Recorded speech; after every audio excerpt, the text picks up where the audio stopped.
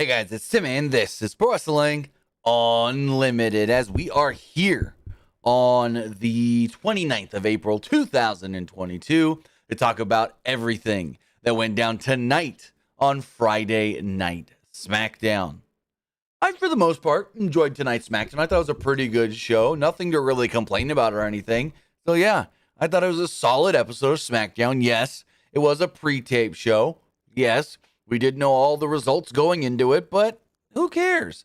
I still thoroughly enjoyed the show, thought it was good, and don't really have many gripes to say about tonight's show. But with that, I do want to say thank you for joining me here. Twitch.tv/PW Unlimited, YouTube.com/Pro Wrestling Unlimited, and Twitter.com/PW Unlimited. If you are watching on Twitch, you can help us out a couple of different ways. You can either help us out by subscribing, by hitting that donate button down below, donating, or by donating Twitch bits in the live chat. Also, remember you can help us out by subscribing to the channel one of two different ways. You can either subscribe with a tiered subscription, or you can subscribe with Amazon Prime. Remember, if you got an Amazon Prime account, you take that Amazon Prime account.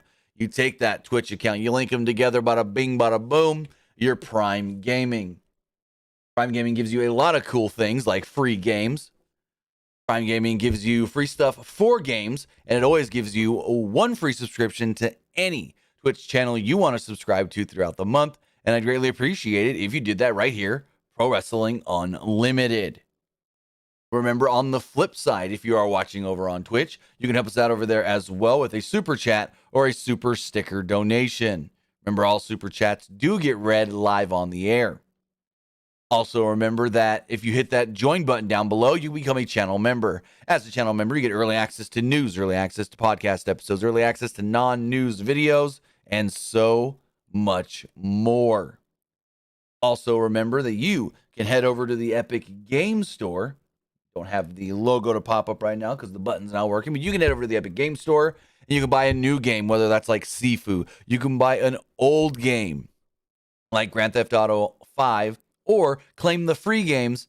But whenever you do, it's going to ask you for a creator code, and you can use our creator code PW Unlimited.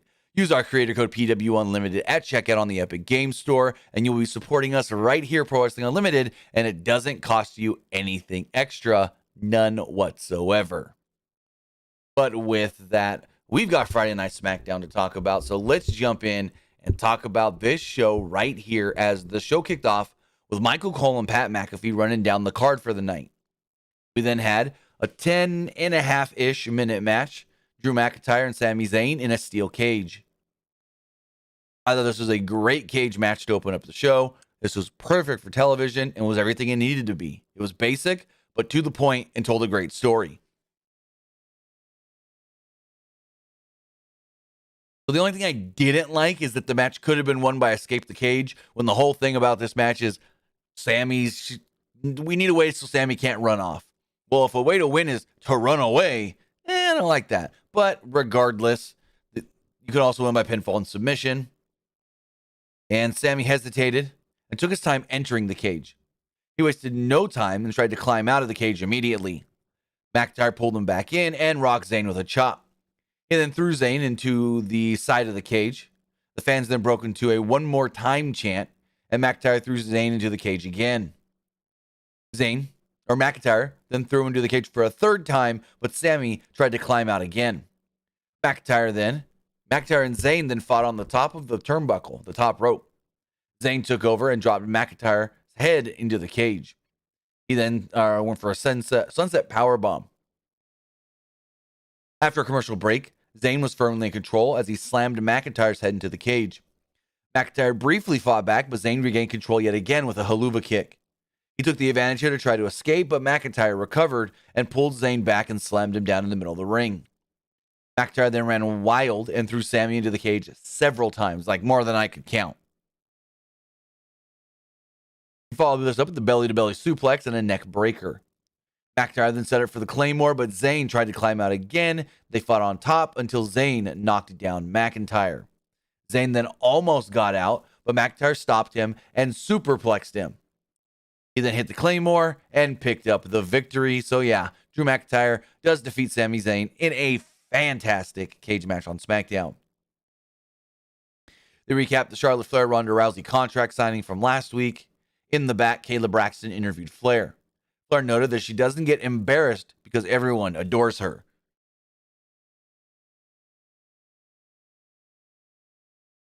She promised to humiliate Rousey tonight and win the Beat the Clock challenge. I don't know. I don't feel like. So Charlotte lost the Beat the Clock challenge. But I don't find that Ronda humiliated Charlotte. No, that was more of. I don't even call that Aaliyah humiliating Charlotte either. I don't find that humiliating at all. I mean, yes, it's humiliating you lost, but it's on you. You humiliated yourself. I don't find it, Ronda won her match in 1 minute and 41 seconds. Charlotte couldn't win in 1 minute and 41 seconds. Ronda embarrassed her. Why? Ronda did nothing to Charlotte. So, I don't know. Nitpicking. And the one, probably the downer of the show, it was Happy Talk. Corbin welcomed everyone to the new and improved Happy Talk without a Madcap Moss. Corbin mocked Moss and noted that he only has bad jokes and he hates bad jokes. Corbin feels Moss only cares about his Andre the Giant trophy, the Memorial Battle trophy. He promised to defeat Moss at WrestleMania Backlash. However, he wants to destroy the trophy first. Well, first, he actually said, I want to destroy Moss by destroying his trophy. Corbin then introduced the Andre the Giant Memorial Battle Royal trophy. They recap Moss winning the Battle Royal and Corbin stealing the trophy. Corbin pointed out that Moss isn't at the building tonight, and he demanded a sledgehammer so he could smash it into pieces.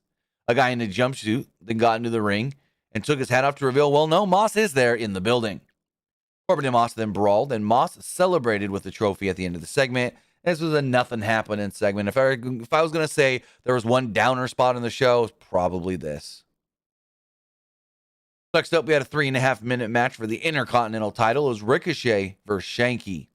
I will say about Shanky, I was told in the past that people at the PC, when he was training there back in the day, or not that long ago, but when he was training at the PC before his call-up, were impressed with him, so that's good to hear. The recap Shanky's challenge from last week after recapping Ricochet defeating Mahal to retain the title, and Shanky beat down Ricochet early on and slowed down the pace. He followed this up with a slam and a big elbow for a 2. Ricochet tried to fight back and jumped on the second turnbuckle. Shanky grabbed Ricochet by the neck and threw him across the ring. Shanky slowed down the pace again, but did miss an elbow drop. Ricochet fought back with some punches and some kicks. He followed this up with a springboard crossbody off the middle rope. Ricochet then climbed to the top rope, but Mahal tripped him up. Shanky put Ricochet on his shoulders, but Ricochet slipped out and rolled him up for a 3. So Ricochet does retain the WWE Intercontinental Championship. After the match, Mahal started yelling at Shanky for losing. Like, bro, you did the same thing. So, yeah.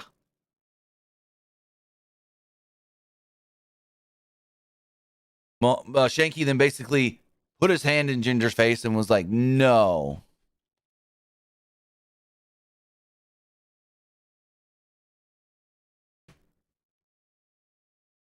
Turned away and walked off. I don't know what this means for Shanky and Jinder, but it looks like they're splitting the unit up. So in the back, Kayla Braxton interviewed Raquel Rodriguez. And my first question is Raquel a heel or a baby face? I have no clue, because she said baby face stuff and was always smiling, but she also said heel stuff as well. Braxton asked her if she was nervous. Raquel joked that she wasn't nervous because she looks good. Like, really? That's a heel thing to say. How can I be nervous? I'm good looking. What? She then admitted, yeah, okay, maybe I'm a little nervous, but I'm going to make an impact tonight. I'm like, okay, so are you a heel or a baby face? I have no clue. So going forward, Raquel Rodriguez took on Kat Cardoza in a 2-minute match. Not much really happened here. Cardoza did get a little bit of a shine. Rodriguez, this is what I didn't like about this. So Raquel Rodriguez did an interview recently where she was like, yeah, in NXT, they told me never to smile. They told me to always look mad, and da-da-da-da. But then I come to SmackDown, and they're telling me always smile. And I think that's fucked with her head. I think that's messed with her head. Because even during this match, when Cardoza got the advantage and, like, kicked her into the turnbuckle and knocked her down and stuff, Raquel's supposed to be like, oh, like, either A, selling, or B, mad that she's not in control. But she was still, big ol' happy grin. Big old happy grin. So it's like, are them telling her, always smile, screwing with her match psychology? Because even, like I said, even when Cardoza had the advantage for like 20, 30 seconds, she was still smiling. When you're knocked down and not in control, you shouldn't be smiling. You should be mad and upset or whatever you want to call it. But Raquel did end up winning with the one-handed powerbomb deal, the Chicano bomb. I think that's what they call it, Chicano bomb. Or Catano bomb. I don't know what they call it. Pat didn't even know, and Michael Cole had to tell her. So the match goes on. Cardoza jumped Raquel before the match. Referee broke it up and signaled for the bell. Rodriguez rocked Cardoza with a clothesline to gain control. She hit 2 fall-away slams and a twisting splash. Cardoza briefly fought back with a knee in the corner. She choked Rodriguez with the top rope. Again, Rodriguez still smiling, showing them teeth and all. Rodriguez finally recovers, hits her powerbomb, and picks up the victory. In the back, Ludwig Kaiser praised Gunther. Gunther promised respect would be taken from the ring general.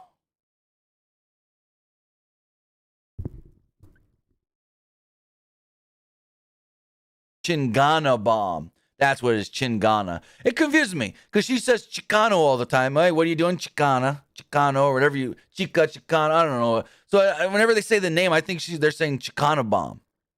You know what I mean? Amatros Sue. I'm just going to call you Emma because I can't say your name for crap. Emma says, where's Fabian? Not called up. They kept him in NXT and haven't used him. So then we get the most confusing thing WWE's done in a long time. For weeks now, we've been building up to the unification match of the WWE Raw and SmackDown Tag Team Championships. It's RK Bro versus the Usos. They're going to clash. They're going to unify the titles. It's going to be a cool little thing. But now they're not anymore. So this was very weird and interesting. They turned... Let me just skip here for a second because I wrote something, but I need to read this first. So this was supposed to be a contract signing, and Adam Pearce oversaw the contract signing. RK Bro made their entrance before the commercial break. Back from the break, the Usos came down. The Usos promised they would defeat RK Bro at WrestleMania Backlash and noted that they'd do some acknowledging that night. Riddle complained to Pearce that he couldn't tell the Usos apart and demanded Pearce get them some name tags. Orton claimed that he could tell them apart because Jay is the right-hand man. The Usos celebrated, but Orton then insulted Jimmy, whatever. And I mean, I can tell them apart in real life. Fuck trying to tell them apart on 2K. On 2K22, they look identical. I can tell them apart in real life because their hair's different. In WWE 2K22, we streamed some of that yesterday here on the channel, and I couldn't tell them apart at all. Anyways, Orton insults Jimmy, calling him the lesser of the brother, basically, and they start brawling, RK Bro and the Usos. Suddenly, out comes the undisputed WWE Universal Champion, Roman Reigns. He walks down to the ring, distracts RK Bro, which allows Jimmy and Jay to attack them from behind. They give, I think, Orton a 1D. And then they go on the attack of Riddle. Reigns jumps into the ring, punches Riddle a couple times in the head, rips up the contract, says, we ain't doing this. And I'm like, we ain't doing what? Is there a step in the contract you don't like? You're the one, Roman Reigns, that told them to unify the belts. And now you don't want them to do it? Why? You sent them to Raw and said, bring me back the Raw tag team titles. Be the undisputed tag team champions. We run everything. We get all the gold. Acknowledge us. And now this fucker doesn't want it. What? What? So They're beating on Riddle, and out comes McIntyre. Big pop for the man from Scotland. McIntyre slowly makes his way down to the ring. He knocks down the Usos at ringside and gets in the ring. He faces off with Roman, and they start trading shots. McIntyre knocked Reigns out of the ring. Cole and McAfee were surprised that old Drew McIntyre here made the save. Then this is where things just get way weird. Paul Heyman goes to Adam Pearce's office, and he informs Pearce that Reigns is not happy. You know that Reigns wants to adjust the unification title match at WrestleMania Backlash. Instead, he wants this match to be a 6-man tag. McIntyre, RK Bro against the Bloodline. And Pearce goes, I can't just change the match. And Heyman promises to complain to management. And I'm like, we're doing what now? We're doing who do what? Huh? And then about, 10 minutes later, they let us know, breaking news, it has been made official at WrestleMania Backlash. The Bloodline will be taking on the team of RK Bro and Drew McIntyre. And I'm going to say it right now for all you dweebs on Twitter. They didn't do this because Roman can't work a singles match. They didn't do this because Roman's injured. No.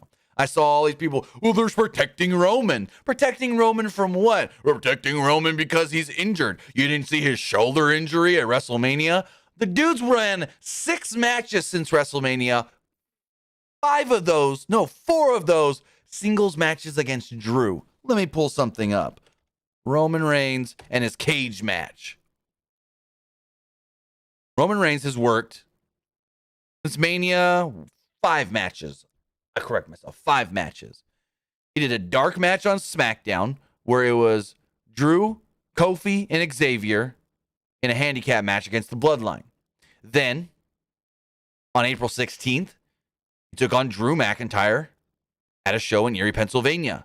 Then the next night, April 17th, he took on Drew McIntyre at a house show in Syracuse, New York. Oh, and then the following week, both April 23rd in Reading, Pennsylvania, and April 24th in Birmingham, New York, he took on Drew McIntyre in singles matches. The fucker ain't hurt. They ain't protecting Roman by making it a 6-man because he's injured. He's not. And for all these people on Twitter that keep saying that, in my mentions, in my DMs, I got how many messages here? I'm not going to show them because that's not professional. 1, 2, 3, 4, 5. Is it a 6-man because Roman's hurt? Are they protecting? I'll read them though. This first person. Are they doing the 6-man tag at WrestleMania Backlash because Roman Reigns is injured? Here's another one. Is Roman Reigns still dealing with a shoulder injury? Is that why they're doing the 6-man tag? Here's another one. Roman Reigns needs to be at WrestleMania Backlash but can't actually work. So the Usos are going to work most of that 6-man tag since he's injured. What? These people are morons. He's not hurt. He's been working freaking house show matches. Anyways. 6-man tag, WrestleMania Backlash. Are they still going to unify the titles eventually? Your freaking guess is as good as mine. Vince probably took a shit this morning and said, no, last week and said, switch things up, pal. Switch it up, pal. Next up, we had Naomi against Shayna Baszler. Match was fine. Nothing wrong with this match at all. Great, solid TV match. Naomi had the early advantage with a splash for a near fall. Baszler took over with a back suplex. She slowed the pace down and worked over Naomi's arm. Naomi then broke free and sent Baszler into the middle turnbuckle. Naomi then rolled up Baszler and picked up the victory. Yet after the match, Natalya would attack Naomi, but Banks would make the save. Banks briefly ran wild, but Natalya took over. She caught Banks in the sharpshooter, and Baszler stomped the elbow of Naomi. And then recapped Xavier Woods beating Butch last week after the match, and then Butch disappeared. In the back, Sheamus and Ridge Holland discussed Butch.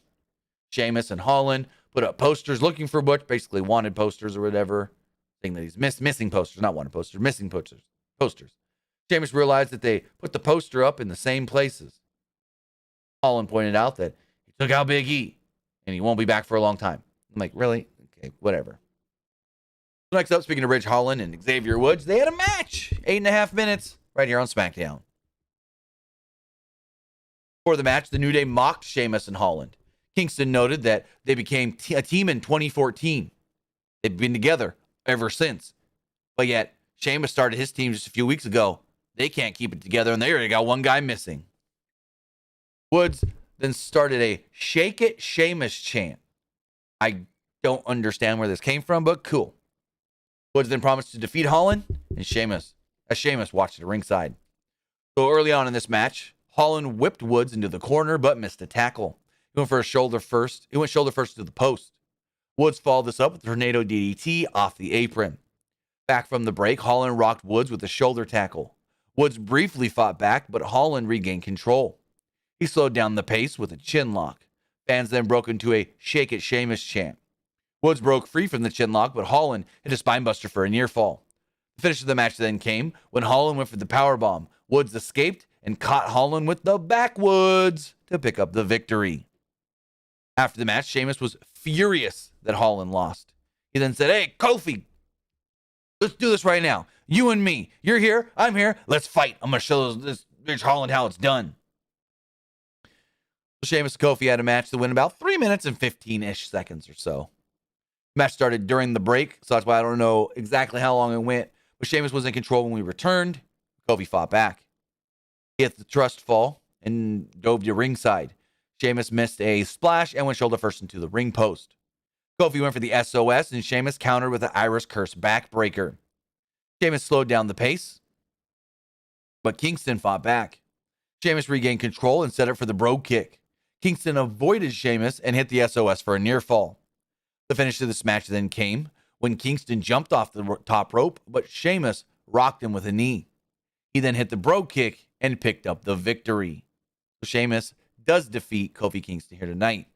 After the match, Sheamus and Holland jumped the New Day. Sheamus set a table up at ringside, and Holland gave Woods a powerbomb into the table. What does this mean? Next week on SmackDown, we're getting a tables match. It's the New Day against Sheamus and Holland in a tables match on SmackDown. Next up, we had part 4 of the Lacey Evans story. Again, really good stuff here. Lacey Evans continued telling her story. She discussed joining the military and her accomplishments during that time. She noted that other graduates had their family supporting them when she didn't. Evans' father wasn't there. Evans broke down. She was crying, discussing her complicated family and the lack of support she had growing up. She overcame her tough childhood to join the military and become a WWE superstar. She says she knows that there is no woman in this locker room better than her. Which that's not that. She said, "There's no woman. I'm not better." She said, "There's no woman in this locker room." What did she say? I'm better than anybody, or I'm just as good as anybody in this locker room, but nobody is better than me, or something like that. I don't remember. She's got a catchphrase. I've been saying for a couple of weeks, but yeah, basically told her story yet again. Good stuff. Really good stuff.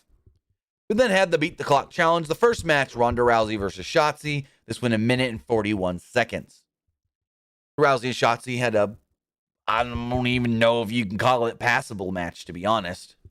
It went just under 2 minutes, but it was more about Rousey flair than anything really.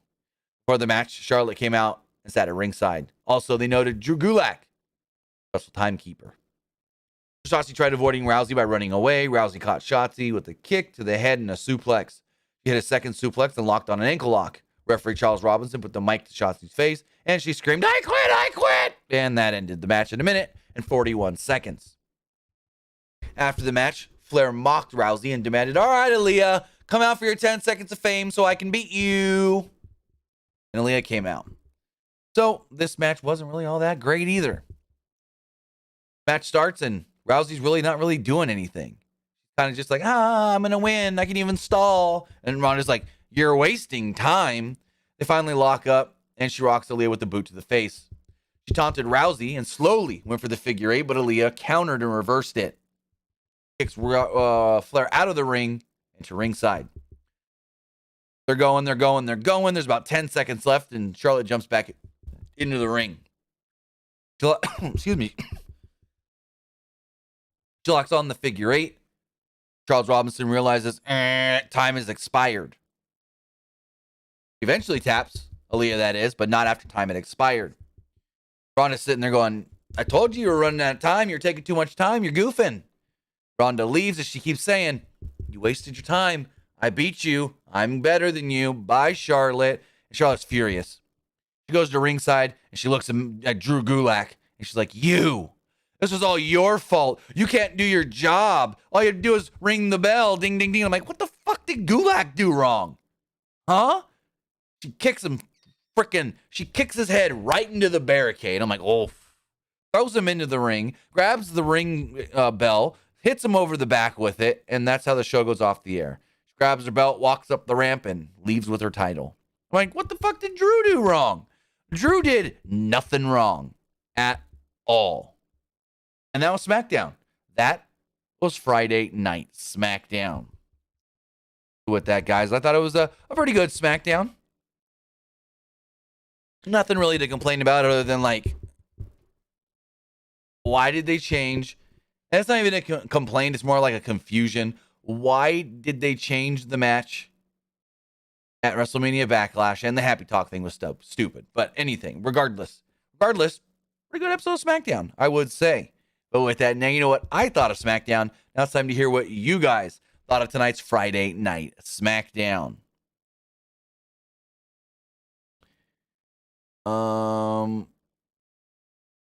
As we go forward, remember, if you want to let me know what you thought of the show, you can do so by texting into 510-906-1341. Again, that's 510-906-1341. Or you can put a super chat in the YouTube chat. Before we do check the text messages, let's go to the polls. As far as the Twitch poll does go, 67% liked the show, with 33% saying it was just all right. As far as the Twitter poll does go, 50% liked the show, 50% liked it, 33.5% did not like the show, and 16.5% thought it was just all right. As far as the YouTube poll, 67% liked it, 27% thought it was just all right, and 6% did not like tonight's SmackDown.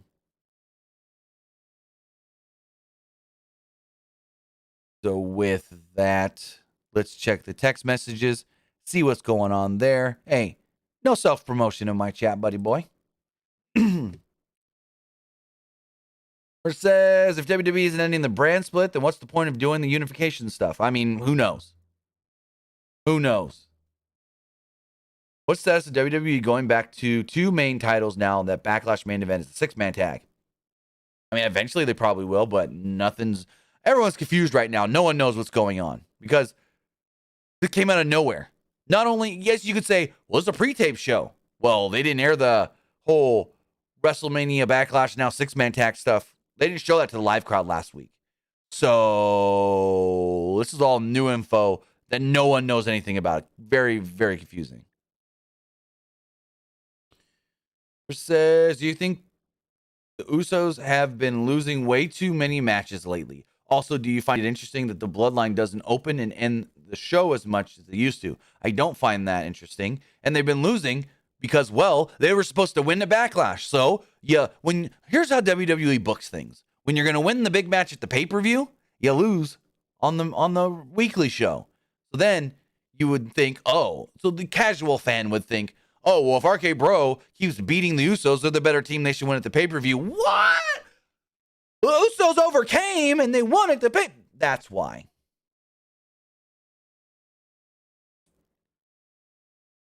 First says, you heard Cody Rhodes is going to be on Broken Skull Session.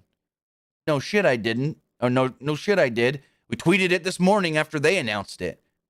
Follow us on Twitter. Not everything gets posted on YouTube. Some things only get posted on Twitter. Some things only get posted on the website, pwunlimited.co.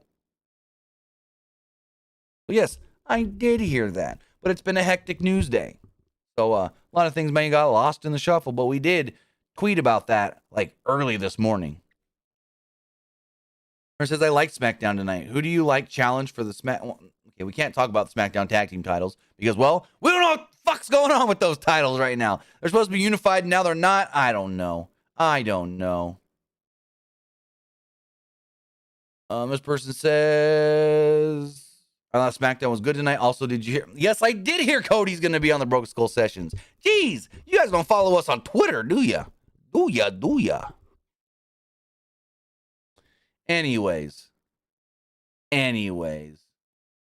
With that, I want to say thank you for joining me here. Twitch.tv/PW Unlimited, YouTube.com/Pro Wrestling Unlimited, and Twitter.com/PW Unlimited. Hey guys, guess what? Just a little bit. I'm going to be live over at Twitch.tv/Timmy Buddy playing the brand new Nintendo Switch Sports. We're going to do some bowling. We're going to do some tennis, some volleyball, badminton, chambara, whatever they got on this game. I'll even try the soccer. But head over to twitch.tv/Timmy Buddy in just a little bit, possibly the next 30 to 45 minutes. Head over there. I should be live playing a bunch of games. Well, actually, it's one game, but a bunch of games linked into one.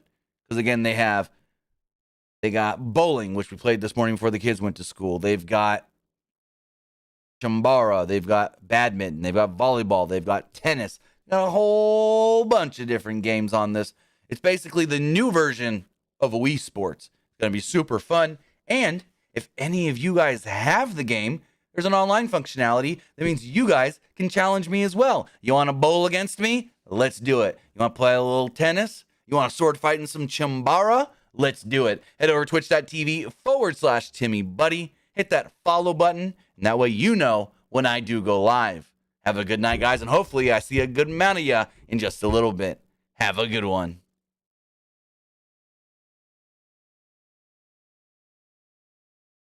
All right, guys, if you're still watching on Twitch, we're going to hit up a raid really fast.